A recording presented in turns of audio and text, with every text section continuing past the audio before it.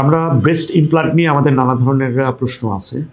Breast implant করবার পরে অন্যতম একটা গুরুত্বপূর্ণ প্রশ্ন আছে যে এটা থেকে ক্যান্সার হতে পারে কিনা। এটা নিয়ে আসলে আমাদের নানান ধরনের গবেষণা আছে। একটা সময় মানে ব্রেস্ট ইমপ্লান্ট উত্তর আমেরিকা এবং ইউরোপে অত্যন্ত জনপ্রিয় সার্জারি এবং অ্যাস্থেটিক সার্জারিগুলোর মধ্যে বলা যায় সবচেয়ে বেশি সার্জারি হয়ে থাকে অনেক দেশেই। যে আমাদের যে গ্লোবাল সার্ভেতে আছে একটা বড় ধরনের অংশ অ্যাস্থেটিক সার্জারির ব্রেস্ট ইমপ্লান্ট করা হয় যেটা। তো এর সঙ্গে এটা নিয়ে বেশ কিছু উদ্বিগ্নতারও ব্যাপার আছে।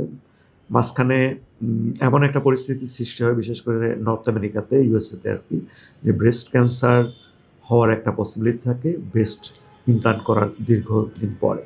কিন্তু নানা গবেষণায় দেখা গেছে যে এক ধরনের লিউকেমিয়ার কথা বলা হয়, ক্রনিক এক ধরনের লিউকেমিয়ার লম্বা সময়ের একটা ইয়েতে কোনো জায়গাতে এইটা পাওয়া গিয়েছে, কিন্তু আল্টিমেটলি দেখা গেছে যে এটার সঙ্গে আসলে রিলেশনটা ঠিক ওরকম নাই। তো আমরা আমাদের দীর্ঘমেয়াদী গবেষণা তাতে আল্টিমেটলি এইটার সম্পর্কটার খুব জোরালো কোনো ভিত্তি নাই। যদিও আবারও বলছি যে বিভিন্ন গবেষণাপত্রে কোনো জায়গাতে দাবি করা হইছে যে ব্রেস্ট ইমপ্লান্ট ব্যবহার করলে দীর্ঘমেয়াদী ব্যবহার করার ফলে কোনো ক্ষেত্রে ক্যান্সারের পসিবিলিটিস থাকে, কিন্তু আদতেই সেটার সঙ্গে একটা রিলেশন আছে কিনা এটা স্টিল নট প্রুভড।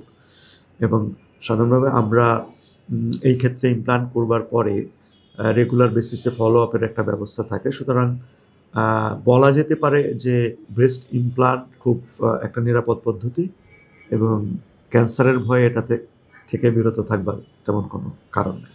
ধন্যবাদ।